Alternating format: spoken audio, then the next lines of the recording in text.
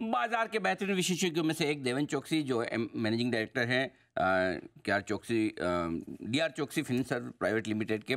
और हाँ, बाजार के जाने माने एक्सपर्ट हैं जिन्होंने फंड मैनेजमेंट का, ब्रोकिंग का पिछले 30 साल से ज़्यादा का लंबा गहरा अनुभव रखा है। और साथ ही IIM अहमदाबाद से आपने कई सारी डिग्रीज हासिल की है, मैनेजमेंट में डिप्लोमा किए हैं। देवेन भाई, बहुत बहुत स्वागत है आपका, धन्यवाद। आज विशेष करके हमने आपसे रिक्वेस्ट की है क्योंकि आपके अनुभव से जानना चाहते हैं। आपने अपने पूरे इस प्रोफेशनल करियर में इस तरह के मोमेंट कई बार देखे हैं जब ग्लोबल टेंशन होती है, बाजारों में पैनिक मचता है, लोग बड़े डाउट करते हैं क्या करें क्या नहीं करें। इस वक्त जो सिचुएशन है दुनिया भर में और स्पेशली इजराइल ईरान के बीच में, कैसे देखें सर? इसका क्या इम्पैक्ट हम पर हो सकता है, तो ज़रा ये समझाइए। या गुड मॉर्निंग अनिल जी, और शुक्रिया मुझे आपके शो में बुलाने के लिए। वेल, मैं ऐसा समझता हूँ कि वेस्ट एशिया के अंदर जो टेंशन हुई है, पर्टिकुलरली आई थिंक जो इसराइल और ईरान की हम बात करें, आई थिंक दोनों कंट्रियां एक तरफ अपने कार्यक्रम के अंदर बिजी है।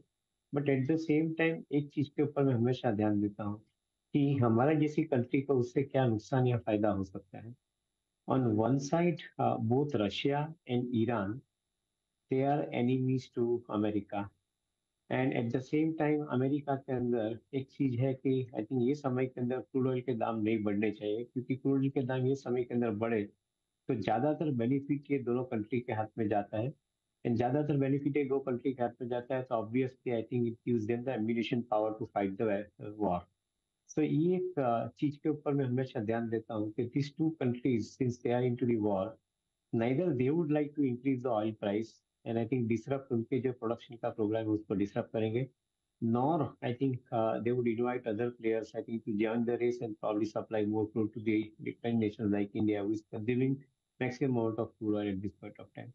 तो मेरे ऐसा मानना है कि डिस्पाइट ऑफ दिस वॉर, और 5 सालों के अंदर भी हमने पिछले सालों में भी देखा है कि वॉर के कारण से जब भी ऑयल के दाम बढ़े हैं तो वो शॉर्ट लिव्ड रहे हैं, ज्यादा समय तक नहीं रहे। तो ये चीज को ध्यान में रखते हैं तो मैं ऐसा नहीं मानता हूँ कि करंटली जो क्रूड ऑयल के दाम है तो उसके अंदर कोई ड्रामेटिक चेंज आएगा। Eight the same time commodity के दाम जो बढ़े हैं वो largely because of the supply chain logistic disruption के कारण से ज्यादा बढ़े हैं, ना कि कोई डिमांड सर्ज हुई है उसके लिए बढ़े हैं। डिमांड का कार्यक्रम जो है वो इंडिया के अंदर सबसे ज्यादा कॉन्फिडेंट है और सबसे ज्यादा आई थिंक प्रोमिनेंट है। तो मैं ऐसा समझता हूँ कि कमोडिटी के दाम शायद यहाँ से थोड़े बहुत टेपर ऑफ हो सकते हैं, but overall I think the market outlook remain stable for crude as a commodity as well as I think the metal commodities which are largely going to be driven by, for say, India specific growth program। हम्म, ठीक बात है। अच्छा sir, अब ये बताएं कि investors क्या करें इस तरह के माहौल में? एक तो दो तरह के हैं, एक तो जो पैसा लगा के बैठे, डर लगता है ज़्यादा लड़ लिए तो, है ना? और ये मतलब दो टीमें बन गई कि एक तरफ ईरान और चाइना और रशिया वगैरह, दूसरी तरफ इजराइल अमेरिका वगैरह वगैरह। तो लंबा चलेगा टूर्नामेंट का तो क्या करेंगे? तो वो सोचते हैं बेच के निकल जाएंगे, एक बार बाद में देख लेंगे, वापस ले लेंगे। और दूसरा, जिनको नया पैसा लगाना है वो भी ये सोचते हैं कि कब लगाएं। तो इन दोनों तरह के इन्वेस्टर्स की राय क्या है आपकी? तो अनिल जी, ओवरऑल मार्केट के अंदर वैल्यूएशन एडिक्वेटली प्राइस्ड है, फेयर प्राइस्ड है, मैं मानता हूँ। और काफी हद तक I think some of the mid cap small cap companies के वहाँ पे वैल्यूएशन स्ट्रेच्ड है, वो भी आई थिंक एक हकीकत है। जहां तक फ्रंटलाइन कंपनीज का सवाल है, valuations are not very expensive, they are in line with the growth. Particularly जो निफ्टी 50 की हम बात करें या निफ्टी नेक्स्ट 50 की बात करें, तो उनके अंदर शायद इतने एक्सपेंसिव वैल्यूएशन नहीं है। And that is where I think our confidence is relatively higher, कि अगर मार्केट ये कारण से नर्वस बनता है और शायद यहाँ पे प्रॉफिटिंग या सेलिंग आती है, तो ये समय रहेगा सिलेक्टिव स्टॉक्स के लिए बाइंग करने के लिए। ओवरऑल मार्केट का पोर्टफोलियो शायद फिर भी फेयर वैल्यू रहेगा, बट इंडिविजुअल स्टॉक्स के अंदर जहाँ पे डीप वैल्यू बनती है वहाँ पे बाइंग की आपको डेफिनेटली अपॉर्चुनिटी मिल सकती है। And that is what I think one should be keeping an I on. हम शायद लास्ट 3 या 4 या 5 महीने से मार्केट के अंदर इन्वेस्टेड जरूर है, but I think we have not added new money.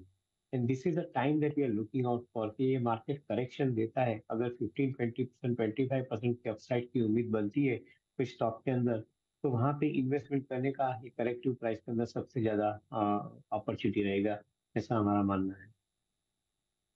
ये आपके लिए धीरे धीरे गिरावट में मौके बनेंगे खरीदारी के। अब सर, मौके कहाँ बनेंगे ये भी बताइए।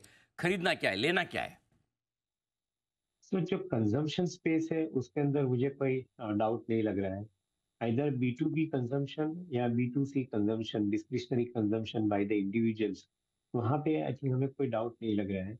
B2B स्पेस के अंदर because of the capital expenditure programme in the country is continuing, तो वहाँ पे I think you can get into the variety of companies and sector in the business के जहाँ पे वैल्यूएशन अट्रैक्टिव बनते हैं। capital goods, for example, electronic manufacturing and systems, I think, for example, engineering R&D could be another example. तो जहाँ पे I think मेरा ऐसा मानना है कि अगर वैल्यूज के अंदर थोड़ा बहुत गिरावट आती है तो ये बाइंग के लिए ये सेक्टर के अंदर opportunity from the industrial point of view अच्छी रहेगी। As far as discretionary consumption का सवाल है, हमारा ऐसा मानना है कि ऑटोमोबाइल ऑटोमोबाइल एंसिलरी उसको सबसे पहले आगे रखते हैं, because I think the maximum amount of money is going to get into this particular space also because of variety of other reasons, including the new range of vehicles coming into our market, new roads getting constructed, and particularly for commercial vehicle because of higher amount of infrastructure thrust और because of industry का जो expansion है, वो दोनों माध्यम से मैं ऐसा समझता हूँ कि कमर्शियल व्हीकल के अंदर एक अच्छी तेजी का एक संभावना बनती है। Along with automobiles, the automobile ancillary companies, they look also equally brilliant. मेरा ऐसा मानना है कि लास्ट 2 साल के अंदर ऑटोमोबाइल एंसिलरी कंपनीज के अंदर seven except couple of companies, most of the companies have not participated. And maybe 2024, 2025 would be the years in which I think these companies are likely to participate into the market. क्योंकि time correction के साथ में price correction पर काफी हद तक आया है, तो maybe that is a good opportunity that we are seeing. Otherwise, I think selective pockets, particularly in the mid-tier IT segment, engineering R&D space है, जहाँ पे आई थिंक निश प्ले है कंपनियों के, वहाँ पे हम समझते हैं कि अपॉर्चुनिटी अच्छी रहेगी इन्वेस्ट करने के लिए। तो ये सारे आपके लिए बढ़िया एक्शन वाले कंजम्पशन से जुड़े स्टॉक्स, कमर्शियल व्हीकल से जुड़े हुए स्टॉक, ये सारे स्टॉक्स हैं जो आपके लिए बढ़िया निवेश का मौका दे सकते हैं।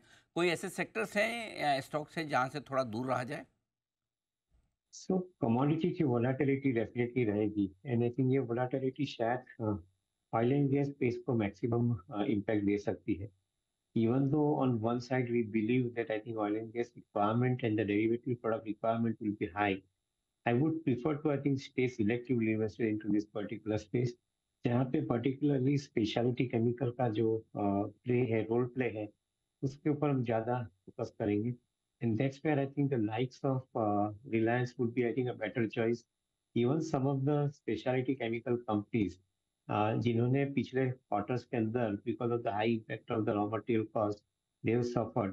They are likely to see relatively better time going forward, and that may include the companies which are supplying the solutions in the area of API or the formulation in the area of API, or even for that matter CRAMS business के अंदर जो कंपनियां जुड़ी है, उनके लिए मेरे ख्याल से एक संभव अच्छा समय आना चाहिए अगले 4 या 6 क्वार्टर के अंदर। ओके। अच्छा, देवन भाई, आखिरी सवाल, इन केस आप ट्रैक कर रहे हैं तो ये वोडाफोन आइडिया का एफपीओ जो खुला हुआ है, आज दूसरा दिन है, कोई राय है इस पर आपकी? सो एक तरफ फंडामेंटल को देखते हैं, दूसरी तरफ मार्केट मोमेंटम को देखते हैं। मार्केट मोमेंटम की पहले बात कर ले क्योंकि ये सिंपल है। मार्केट मोमेंटम काफी हद तक स्ट्रांग बना है, डाउनसाइड रिस्क कम है, तो वो हिसाब से investor will probably not mind taking some amount of risk in this particular space. However, दूसरी तरफ फंडामेंटल की बात करें, the company is batting on two two three major things. सबसे बड़ा थीम के ऊपर जो लोग बैट कर रहे हैं उसके अंदर they are putting larger amount of money behind 4G technology, क्योंकि उन्हें थ्रेट है कि अगर 4G के पीछे अगर आप पैसा नहीं लगाते हो, करीबन 6,000 करोड़ की इक्विटी वहां पे आपने एलोकेट की है, तो वहां पे आप नहीं लगाते हो पैसा, तो जो करीबन 42% कस्टमर जो आज की तारीख में 2G के साथ में जुड़े हुए हैं, and gradually they are moving into the 4G space because of the smartphones availability. So shayad they will be losing big time those customers. So in order to protect those customers, they are putting more money into 4G. Whereas our understanding is that 5G has got rolled out. And now I think most of the companies are getting ready for providing the use cases based on the 5G. Particularly हम ऐसा समझते हैं कि education space है, agriculture space है, health care space है, media and entertainment space है, e commerce space है, वहाँ पे नई एप्लीकेशन बनती जा रही है, and that is going to use 5G significantly and they will become part of our life.